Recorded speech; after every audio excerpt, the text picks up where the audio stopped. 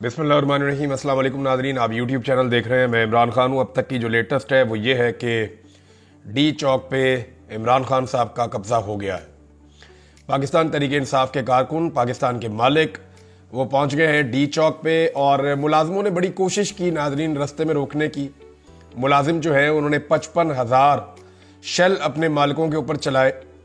मुलाजमों ने जो है वो बहुत सारी रबड़ की गोलियां अपने मालिकों पे चलाई। मुलाजमों ने रास्ते में जो है वो बहुत सारे कंटेनर्स खड़े किए, बहुत सारा पैसा मालिकों के खिलाफ ही खर्च कर दिया, मालिकों के सामने खंदकें खोद दी। यानी ऐसे मुलाजिम कौन होंगे जो अपने मालिकों के साथ ऐसा सलूक करेंगे। लेकिन पिछले 3 दिन तक इस मुल्क के मुलाजिम अपने मालिकों के ऊपर हमलावर थे और जगह जगह अपने मालिकों को मार रहे थे, जगह जगह अपने मालिकों को गिरफ्तार कर रहे थे, सिर्फ इसलिए कि मालिक जो है वो ज़ाब्ता और वो असूल याद दिलवा रहे हैं जिनके तहत ये मालिक और मुलाजिम का एक कॉन्ट्रैक्ट हुआ है। यानी मालिक ये बता रहे हैं जनाब आपकी ये औकात और ये आपकी ड्यूटी है, ये आपने काम करना है, आपको जो है वो हुकूमत का ये काम है, उसके ये फंक्शन है, अदलिया का ये काम है, उसके ये फंक्शन है। आईने पाकिस्तान ये कहता है ये वो कॉन्ट्रैक्ट है जिसके मुताबिक ये मुल्क चलेगा। आप उठा के बंदों को जेलों में नहीं डाल सकते, आप गैर कानूनी तौर पे लोगों को हिरासत में नहीं रख सकते, आप जबरी गुमशुदगियां नहीं कर सकते, आप मैंडेट चोरी नहीं कर सकते। तो इस मुल्क के मालिक निकले और वही असल मालिक है जो पाकिस्तान की आवाम है। जब वो निकले तो उनके ऊपर बदतरीन टॉर्चर किया गया। वो आग का दरिया अबूर करके आए, बहुत मुश्किल था, ये आसान नहीं था। स्पेशली जो बलूचिस्तान से आने वाले लोग हैं वो सबसे ज्यादा शाबाश के मुस्तहिक हैं। वो बड़ी मुश्किल से पहुंचे, बड़ा लंबा फासला उन्होंने तय किया। वो पहले बलूचिस्तान में लड़ते हुए आए, फिर वो खैबर पख्तूनख्वा के काफिलों के साथ मिले और वो फ्रंट पे रहे। और खैबर पख्तूनख्वा के लोग तो आपको पता है उनकी कोई और एग्जाम्पल है ही नहीं। यानी पाकिस्तान में ऐसे लोग और किसी सूबे में नहीं है जितनी मुजामत वो कर सकते हैं। तो खैबर पख्तूनख्वा के अवाम और बलूचिस्तान के अवाम, इन्होंने बड़ी जबरदस्त एक लड़ाई लड़ी है अपने मुलाजमों के साथ और अपने मुलाजमों को शिकस्त दी है। पंजाब के 4 इजला अभी तक बहुत खुलकर सामने आए। नंबर 1 अटक, मियांवाली, रावलपिंडी और इस्लामाबाद को आप शामिल कर दें, लेकिन एक्चुअली वो पंजाब तो नहीं है, दारुल हुकूमत है। तो ये 4 जगह जो है यहां से बड़ा अच्छा पाकिस्तान तहरीक इंसाफ ने या यहां के शहरियों ने बड़ा जबरदस्त तरीके से मुजाबत की है। रावलपिंडी से बहुत बड़ी तादाद में लोग पहुंचे और वो नजर आ रहे हैं डी चौक पे। अटक से जो लोग पहुंचे हैं वो नजर आ रहे हैं डी चौक पे। इसके लिए जो बुखारी फैमिली है, जो बाकी लोग हैं, जितने एमपीएज हैं अटक के वो भी, और जो फैमिली है मेजर साहब की वो भी, यानी मेजर साहब की भी सियासत है और जो उनके साथ उनके एमपीएज हैं उनकी भी बड़ी तगड़ी सियासत है। तो अटक के जो सियासतदान है उन्होंने कामयाबी के साथ अपने लोगों को निकाला है। इसके बाद रावलपिंडी की जो रिस्पॉन्सिबिलिटी थी उन्होंने पूरी की है और जोरदार तरीके से पूरी की है। और जो इस्लामाबाद के शहरियों ने कुर्बानी दी है और सामना किया है फस्तायत का, वो भी अपनी मिसाल आप है। तो इसमें आमिर मुगल साहब ने बड़े ज़बरदस्त तरीके से लोगों को वेलकम किया, उनके खाने पीने का इंतज़ाम किया। अब बड़े बड़े चैलेंजेस हैं। डी चौक पे तो पहुंच गए, डी चौक पे तो कब्जा हो गया। अब 3 दिन तक लगातार फस्तायत का मुकाबला करके ये लोग डी चौक पहुंचे हैं। पाकिस्तान तहरीक इंसाफ को 2.5 साल इतना मारा अवाम के मुलाजमों ने कि पाकिस्तान तहरीक इंसाफ मार खा खा के कुंदन बन गई है। ये वो पॉलिटिकल पार्टी नहीं है जिसको हम पहले जानते थे। ये मुख्तलिफ पॉलिटिकल पार्टी है, इसका शऊर बहुत ज्यादा है, ये बहुत ज्यादा मार खा सकते हैं। लेकिन इसके बावजूद इमरान खान साहब की तरबियत का असर यह है कि इनके हाथ जो भी बंदा लगता है सरकारी या कोई मुलाजिम इनके हाथ लगता है तो ये उसको रेस्क्यू करते हैं, उसको मारते नहीं है। ये बड़ा बुनियादी फर्क है। जैसे ये ताकत में आते हैं वैसे ये रिस्पॉन्सिबल बन जाते हैं। आप फर्क देखें ना, जिसके पास ताकत होती है ना, ताकत रिस्पॉन्सिबिलिटी भी लेकर आती है। और इमरान खान ने अपने कारकुनों को यह सिखाया है। जब ये मजलूम होते हैं तब तक ये लड़ते रहते हैं। जैसे ही इनके पास ताकत आती है या ये किसी को पकड़ लेते हैं तो ये रिस्पॉन्सिबल बन जाते हैं, उसको बचाते हैं, उसको रेस्क्यू करते हैं। और ऐसी एक नहीं दर्जनों वीडियोज है। अब जो वो रेंजर्स के एहलकारों की जाँ बहक होने वाला वाकया है, वहां पे एक शहरी भी जाँ बहक हुआ, एक एफसी वाला भी था, तो उसकी बाकायदा वीडियोज आ चुकी है और सारा मामला क्लियर हो चुका है। कल रात को जिन लोगों ने इस पे प्रोपेगेंडा किया उन्हें शर्म आनी चाहिए। इससे पहले बहुत सारे लोग धमकियां लगा रहे थे बहुत अजीब अजीब बातें कर रहे थे, कोई नहीं आ सकेगा, किसी को नहीं पहुंचने देंगे, इंज कर देंगे ते उंज कर देंगे। मुलाजमों को ना इतना फुदकना नहीं चाहिए। इस्लामाबाद का आईजी नारे लगा रहा था, रैलियां निकलवा रहा था। वो जिस जगह पुलिस ने रैली निकाली थी उधर एक पुलिस वाला भी नहीं है। अब किधर गए सारे? रास्ते में जितनी रुकावटें खड़ी करके बड़ी बड़ी बातें कर रहे थे, अटक मेरी रेड लाइन है, ए पई जे रेड लाइन। तो मुलाजमों को ना मुलाजिम बन के रहना चाहिए। अवाम इस मुल्क के मालिक है। कुछ लोग एक प्रोपेगेंडा कर रहे हैं, जरा उसका जवाब दे देते हैं। कुछ लोग ये कह रहे हैं कि ये जत्थे आ गए जी, इस तरह तो कल को कोई और जत्था उठेगा, वो उठ के इस्लामाबाद आएगा, अपनी बात मनवा लेगा। लित्तर नहीं मारेंगे उसको जो आएगा ऐसे उठ के और बात मनवाएगा। किस कैपेसिटी में आएगा भाई? कहते हैं जी टीएलपी वाले उठेंगे वो आ जाएंगे, या टीटीपी वाले उठेंगे वो आ जाएंगे, या कोई और ग्रुप उठेगा आगे इस्लामाबाद में बैठ जाएगा। क्यों आके बैठ जाएगा भाई? ये पाकिस्तान के मालिक आए हैं। मैं आपको बताता हूं कैसे और फर्क क्या है। ये आपने याद रखना है। कोई बंदा भी ये बात करे उसके मुंह के ऊपर आपने रख के ये जवाब मारना है। पाकिस्तान तरीके इंसाफ का आप उन पॉलिटिकल पार्टीज के साथ मवाजना नहीं कर सकते जिनको एक भी वोट नहीं पड़ता या एक भी सीट वो नहीं जीतते। ये बात है।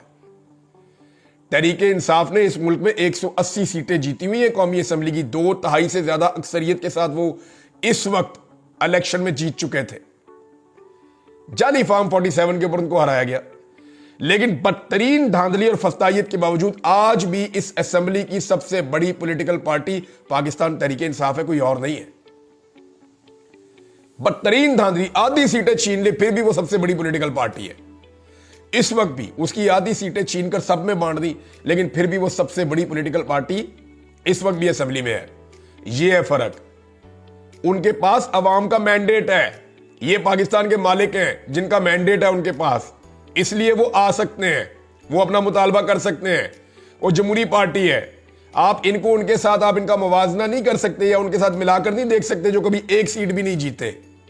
इस फर्क को अपने जहन में रखें आप। और ये लड़ाई का आगाज हुआ था 8 फरवरी और 9 फरवरी को, जब इनके मैंडेट के ऊपर डाका डाला गया था। कहते जी अवाम निकलती क्यों है, अवाम अपने हाथ में कानून क्यों लेती है, अवाम यहां तक पहुंच क्यों गई है, अवाम ने रुकावटें क्यों अबूर की हैं, ये तरीका ठीक नहीं है, ये तो बड़ा जुल्म वाला तरीका है और ये तो बड़ा जबर वाला तरीका है। इस तरह की बातें करते हैं ना। तो बात यह है, अवाम ने तो सीधा तरीका इख्तियार किया था। अवाम ने तो 8 तारीख को अपना इनकलाब और अपना फैसला बैलेट के जरिए कर दिया था कि जनाब ये बैलेट बक्सा है, इस पर मैंने अपना वोट डाल दिया, मैं उम्मीद करता हूं कि मेरे फैसले का एहतराम किया जाएगा। पाकिस्तान की अक्सरियत ने वोट डाल दिया पाकिस्तान तरीके इंसाफ को। आपने उनके वोट की तौहीन कर दी। आपने उन्हें मजबूर किया, बार बार जुल्म करके आपने उन्हें मजबूर किया कि वो अपना हक वापस लेने के लिए इस्लामाबाद पहुंचे हैं। और ये पाकिस्तान के असल मालिक है, ये अपना हक वापस ले लेंगे। आज नहीं लेंगे तो कल ले लेंगे। लेकिन अब पाकिस्तान तरीके इंसाफ के लिए चंद बड़े चैलेंजेस हैं। एक तो आप ये देख लें कि जो लोग धमकियां लगा रहे थे वो ये भी कह रहे थे कर्फ्यू लग जाएगा, ये भी कह रहे थे मार्शल लॉ लग जाएगा, ये भी कह रहे थे कि इंतहाई कदम उठा लिया जाएगा, गोलियां मार दी जाएंगी। इस्लामाबाद में देखते ही गोली मार देने का हुक्म, और बहुत बंदों को गोलियां लगी हुई हैं। डी चौक में पहले फायरिंग हुई है जब ये पहुंचे, लंबी लड़ाई के बाद। जितने लोगों ने सोशल मीडिया पे इसको कवर किया है वो सारे सलाम के मुस्तहिक है, लड़कियां भी और लड़के भी, क्योंकि पाकिस्तान के मेन स्ट्रीम मीडिया ने इसकी कवरेज नहीं की। सलाम करना चाहता हूं मैं भी, और पूरे पाकिस्तान को सैल्यूट करना चाहिए पाकिस्तान के उस सोशल मीडिया को जिन्होंने एक एक लम्हे की कवरेज की है। नया पाकिस्तान का हसनैन, उसको आप देख लें, वो हमारा शेख है, उसको आप देख लें, ये सदीक जान की टीम है, उसको देख लें, उस्मान है, अवैस है, बेशुमार और लोग हैं, हमारी सियासत.pk की टीम है, उनको आप देख लें, रफ्तार न्यूज के लोग हैं, उनको आप देख लें। तो जिन लोगों ने ग्राउंड के ऊपर रियलिटीज दिखाई और जिन्होंने इलेक्ट्रॉनिक मीडिया की मुनाफकत के बावजूद, मुनाफकत ही कहूंगा मैं इसको, जिन्होंने हिम्मत नहीं हारी, तमाम तर जबर और फस्तायत का सामना करके उन्होंने हर चीज दिखाई, उनको सलाम करना चाहिए पाकिस्तान की कौम को। जान जोखन में डाल के उन्होंने ये काम किया, इसके लिए उन्हें कोई पे नहीं कर रहा। तो नाज़रीन, एक तो ये है कि जो धमकियां थी वो धमकियां सारी हवा हो गई। मैंने आपको पिछले वीलॉग में कहा था कि ये फौज नहीं लड़ेगी अवाम से, फौज बहुत समझदार होती है। 71 में लड़ाई होगी थी ना फौज की अवाम से, तो क्या नतीजा निकला? फौज अवाम से नहीं लड़ेगी। सामने आके क्यों लड़ेगी जी अवाम के साथ वफाकी दारुल हुकूमत में? जैसी पब्लिक पहुंची है, फौजियों ने ऐसे इशारा किया है, उनको हाथ हिलाए, ना सिर्फ हाथ हिलाए बल्कि उनको अनाउंस करके कहा कि आप पुरअमन रहे, फौज आपके साथ कुछ नहीं करेगी। और उधर जो है वो नाच नाच के घुंघरू तोड़ लिए थे कुछ दानश्वरों ने, कुछ सहाफियों ने। शर्म भी आती है, उनका हम हिस्सा है। वो ये चाह रहे हैं बुग्स के अंदर भरे हुए कि मारो गोलियां। कई सहाफी और कई सियासतदान इस वक्त इस गुस्से के अंदर हैं कि जनाब फौज गोलियां क्यों नहीं मार रही पब्लिक को। वो हर हाल में कोशिश कर रहे हैं कि अवाम को फौज के साथ लड़ाया जाए, लेकिन अवाम गई है जाके आराम से वो कंटेनर के ऊपर चढ़ना शुरू हो गए। जो नहीं चढ़ पा रहा था चंद को तो फौजियों ने पकड़ के ऊपर खींचा है। वो गए जाके उन्होंने फौजियों के साथ गले शले मिले, सेल्फियां बनाई हैं, उनके साथ फोटोएं बनाई है, पाकिस्तान के झंडे हाथ में पकड़े हुए थे, और वहां से फिर बड़े आराम से नीचे आए। कुछ उनके पास ही ऊपर बैठे हुए। तो फौज के साथ तो उनकी कोई लड़ाई नहीं है। इमरान खान ने एक दफा नहीं 10 दफा कहा कि मेरी फौज है, मालिक हूं मैं इसका, मेरी फौज है, मुल्क भी मेरा है, मैं फैसला करूंगा।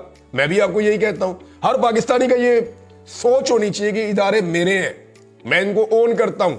लेकिन कोई भी अपनी हद से बाहर ना निकले, सबको अपनी हद के अंदर रहना चाहिए। आईन ने सबकी हुदूद जो है वो मुतय्यन की हुई है। अब पाकिस्तान तहरीक इंसाफ के लिए चंद बड़े चैलेंजेस हैं, मैं आपके सामने रख देता हूं जल्दी से। नंबर 1 तो ये है कि जी फौज तो इस्तेमाल नहीं हो सकी, और ना मुझे लगता है इन्होंने इस्तेमाल होना है। लेकिन क्या पाकिस्तान तहरीक इंसाफ जहां पे आकर बैठ गई है यहां पे सस्टेन कर पाएगी? तो इसका जवाब है हुकूमत नहीं करने देगी। एक तो इमरान खान साहब की आज यानी उनका रिमांड दोबारा 6 दिन का दिया गया है।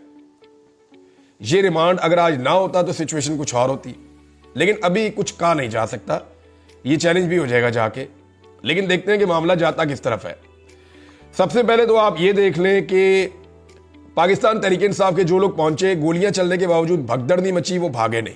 अभी मेरी चंद सहाफियों से बात हो रही थी, कहते हम हैरान हो रहे थे कि डी चौक पे जब गोली चली है बहुत सारे लोग जख्मी होकर अस्पतालों में पहुंचे, और स्टेट फायरिंग की जो है वो तस्वीरें भी मौजूद हैं, वीडियो भी मौजूद हैं, लेकिन वहां से भागा कोई नहीं। एक गिरता था दूसरा उसकी जगह ले लेता था। तो ये एक इनकलाब टाइप की सिचुएशन है, इसको आप ये नहीं कह सकते। और ये इनकलाब नहीं तो और क्या है, लोग अपनी जान से खेल रहे हैं, आकर खड़े हो गए, ठीक है मारो गोली। और थोड़े बहुत भी नहीं है, पाकिस्तान की तारीख में कभी इस्लामाबाद में इतने लोग नहीं पहुंचे जितने अब पहुंच गए हैं, और ये सारा रिकॉर्ड के ऊपर है। और जो सुन रहे हैं सबको पता है कि मैं क्या कह रहा हूं, बहुत बड़ी तादाद में लोग हैं। अब मामला यह है कि हुकूमत इंतजार करेगी कि लोग कम हो या कमजोर पड़े तो इनके ऊपर फिर अटैक किया जाए। मुमकिन है आज रात को अटैक करें, मुमकिन है कल अटैक करें। हुकूमत अटैक कर सकती है, इनसे आप किसी बात की बईद ना रखें। ये वही लोग हैं जिन्होंने सानिया मॉडल टाउन किया था, ये वही लोग हैं जिन्होंने 9 मई के बाद बेशुमार लोगों को उठा के, जो बेगुनाह थे, जिन्होंने कुछ किया भी नहीं था, उनको उठा के जेलों में डाल दिया था। ये वही लोग हैं जिन्होंने इमरान खान को गुज़िश्ता 1.25 साल से जेल में रखा हुआ बगैर जुराइम के। ये वही लोग हैं जिन्होंने बेशुमार लोगों को जबरी तौर पे लापता कर दिया, और ये सारे इकट्ठे हैं, ये बीच में से मिले हुए हैं। अब पाकिस्तान तहरीक इंसाफ को अगर यहां पे सस्टेन करना है अपने मुतालबात मनवाने के लिए, तो उन्हें चंद चीजें करनी पड़ेंगी। नंबर 1, लोगों की तादाद को बरकरार रखना पड़ेगा, यहां लोग कम नहीं होने चाहिए। नंबर 2, मौसम के खिलाफ, यानी मौसम वहां पे अभी सर्दी हो रही है, और खुराक का इंतजाम करना पड़ेगा, लोगों के रहने का इंतजाम करना पड़ेगा।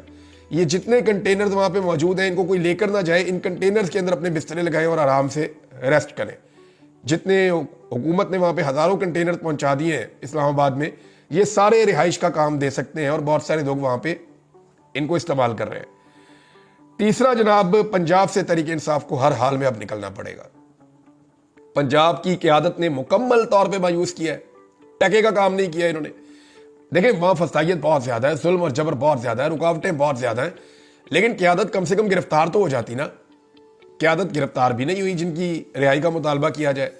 तो पंजाब को अब अपने बंदे निकालने पड़ेंगे, अपने लोगों को मुतहरिक करना पड़ेगा। हर MPA, हर MNA को अपना टारगेट अचीव करते हुए लगातार इस्लामाबाद की तरफ आना पड़ेगा। अगर 10,000 नहीं तो 5,000 बंदा तो फी बंदा लेकर आए। और ये लोग आना चाहते हैं, सिर्फ उनको फैसिलिटेट किया जाए और उनको लीड किया जाए और पंजाब से यहां पे पहुंचाया जाए। तो पंजाब का जागना और उनका यहां पे पहुंचना ये बहुत जरूरी है। देखिए जो इजला पंजाब के निकले हैं, जो लोग आए हैं, वो तो मैं पहले बता चुका हूं। 12 से 13 बड़े काफिले पंजाब से आए हैं, और वो इंडिविजुअल्स की अपनी अपनी एफर्ट है जो लोग लेकर आ गए। जैसे सरताज गुल वजीर हैं, जैसे मेहर अब्दुल सत्तार हैं, जैसे शौकत बसरा हैं, जैसे शबीर कुरैशी हैं, जैसे शेख वकास अगर उनके भाई हैं वो लेकर आए काफिला, जैसे और हामिद रजा कादमी साहब हैं, उन्होंने बड़ी एफर्ट की है। इसी तरह आलिया हमजा हैं, वो जैसे पहुंची हैं वो सब जानते हैं। तो जो लोग पहुंचे, और बहुत सारे लोग हैं, सबके नाम मैं नहीं ले सकता, लेकिन जो लोग पंजाब से आए और वो पहुंचे, उनकी अपनी एफर्ट है। तो बाकी लोग जो रह गए हैं ना, खास तौर पे जो पंजाब की क़यादत है, ये लोग अब अपने कारकुनों को हर हाल में इस्लामाबाद पहुंचाएं। दूसरा कोई रास्ता बाकी नहीं है। तहरीक इंसाफ पंजाब को पहुंचना पड़ेगा और मदद करनी पड़ेगी खैबर पख्तूनख्वा से आए हुए लोगों की। नंबर 4, तहरीक को जारी रखने के लिए इन्हें पूरा एक माहौल बनाना पड़ेगा, अपनी तंजीमें बनानी पड़ेंगी कि ये लोग जो है ये सिक्योरिटी का निज़ाम संभालेंगे, ये लोग जो है ये खुराक का निज़ाम संभालेंगे, ये लोग जो है अगर कोई बीमार है तो उसको देखेंगे। बहुत सारी चीज़ें इन्हें करनी पड़ेंगी लोगों के क़याम ताम के लिए। फिर अपना खुद का एक सिक्योरिटी का इनको सिस्टम भी बनाना पड़ेगा ताकि कोई खुदा न खास्ता ऐसा वाक़या ना हो जो नहीं होना चाहिए, तो उससे भी निपटना पड़ेगा। अगर ये यहाँ पे कमज़ोर पड़े तो हुकूमत इनको यहाँ से हटाने की पूरी कोशिश करेगी और किसी भी रात को दोबारा ऑपरेशन कर सकती है। इस हुकूमत का ये रिकॉर्ड है, ये पहले ऐसा कर चुके हैं, ये दोबारा भी ऐसा कर सकते हैं, इससे कोई बईद नहीं है। देखिए, अब इमरान खान साहब के 3 मुतालबात हैं। एक मुतालबा उनका यह है कि रिहाइयाँ दी जाए जो बेगुनाह लोग हैं, दूसरा यह है कि मैंडेट वापस करें, और तीसरा यह है कि 26वीं आईनी तरमीम वापस करें। दूसरे दोनों मुतालबात तो फौरी तौर पे ना हुकूमत मानेगी और ना फौरी तौर पे हो सकते हैं। पहले मुतालबे पे अमल दरामद हो सकता है कि रिहाइयाँ हो जाए। पाकिस्तान तहरीक इंसाफ के 90% मसाइल इमरान खान साहब के साथ जुड़े हुए हैं और पाकिस्तान के भी 90% मसाइल इमरान खान साहब के साथ जुड़े हुए हैं। अगर वो आज़ाद हो जाते हैं और चीज़ें ठीक हो जाती हैं तो मुल्क ट्रैक पे चढ़ जाएगा। इमरान खान साहब बाहर आ जाएंगे तो बाकी चीज़ें हासिल कर लेंगे। पाकिस्तान ऐसा लगता है कि एक नए इंतखाबात की तरफ जाएगा और जल्द पाकिस्तान में नए इंतखाबात करवाने पड़ेंगे, इसके अलावा रास्ता कोई नहीं है। ओवरसीज पाकिस्तानियों का दबाव मैं आपको बताऊं वो बहुत काम आया है। जितनी ज़बरदस्त उन्होंने कंपेन की है, जो मगरिब के अंदर उन्होंने ज़बरदस्त किस्म के मुजाहरे किए हैं, उसने पूरी दुनिया की तवज्जो पाकिस्तान की तरफ दिलवा दी है।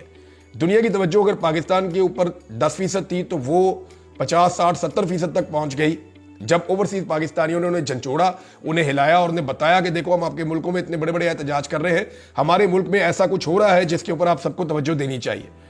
तो सबके सब देख रहे थे। अब अगर ये सही तरीके से डील करते हैं इस हुकूमत को तो अगले 24 से 48 घंटों में इमरान खान साहब की रिहाई भी हो सकती है। लेकिन हुकूमत इमरान खान साहब की रिहाई का अगर अभी फैसला करती है तो उनके लिए ये बड़ा मुश्किल है। मुश्किल इसलिए कि इमरान खान अवामी ताकत से रिहा हो रहे हैं और इमरान खान बेगुनाह कैद थे। फिर इमरान खान साहब का बयानिया जो है ना उसका तोती बोलेगा इस मुल्क में, फिर कोई ना इलेक्शन जीत सकेगा और फैसला भी इमरान खान साहब करेंगे। हुकूमत को ये रिस्क लेना पड़ेगा, इमरान खान को छोड़ना पड़ेगा, आज नहीं तो कल। और पाकिस्तान तहरीक इंसाफ को अपनी इस पोजीशन को सस्टेन करना पड़ेगा। यहां डी चौक में बैठना पड़ेगा बहुत बड़ी तादाद में। अब जो है वो एक आसाब की जंग शुरू है। जो पहले आंखें झपकेगा वो फारिग हो जाएगा। अभी जब मैं ये वीडियो रिकॉर्ड कर रहा हूं अभी भी इतलात आ रही है कि इस्लामाबाद में इक्का दुक्का फायरिंग के वाकयात हो रहे हैं और वो जब कारकुन जाते हैं पुलिस के पीछे तो फिर पुलिस आगे से रबड़ की गोलियां और दूसरी गोलियां भी चला देती है और लोग जख्मी होकर अस्पताल भी पहुंचे हैं। एस्टेब्लिशमेंट को एक बात समझनी पड़ेगी कि नून लीग के पास बहुत सारे गुल्लू बट हैं। यहाँ पे जो भी हुआ वो एस्टेब्लिशमेंट के गले पड़ेगा बाद में, क्योंकि आलमी सतह के ऊपर जो नजला है इंटरनेशनली वो पाकिस्तान की एस्टेब्लिशमेंट पे गिरेगा, क्योंकि इस हुकूमत को कोई नहीं जानता और ना इस हुकूमत की कोई क्रेडिबिलिटी है। तो क्रेडिबिलिटी जो है वो पाकिस्तान की एस्टेब्लिशमेंट जो है जो भी उनके पास है वो सारा नजला उन पे गिरेगा और उनके ऊपर ये सारा मामला आएगा। उन्हें भी ये बात समझनी चाहिए कि ये मामला जितनी जल्दी रिजॉल्व हो उनका भी इसी में फायदा होगा। नाज़रीन, 4,500 रुपए का एक शेल है, मोहसिन नकवी ने कहा है, और 55,000 आंसू गैस के शेल चले अब तक की इतला के मुताबिक। यानी अपने मालिकों को मुलाजमों ने 55,000 से जायद आंसू गैस के शेल मार दिए। ये वर्ल्ड रिकॉर्ड लग गया है, ऐसे कभी कहीं नहीं हुआ। तो नाज़रीन, अब तक की जो सिचुएशन है मैंने आपके सामने रखी है। 3 चीजें बहुत इंपॉर्टेंट है। नंबर 1, पंजाब को जागना पड़ेगा, उनकी क़यादत को जिम्मेदारी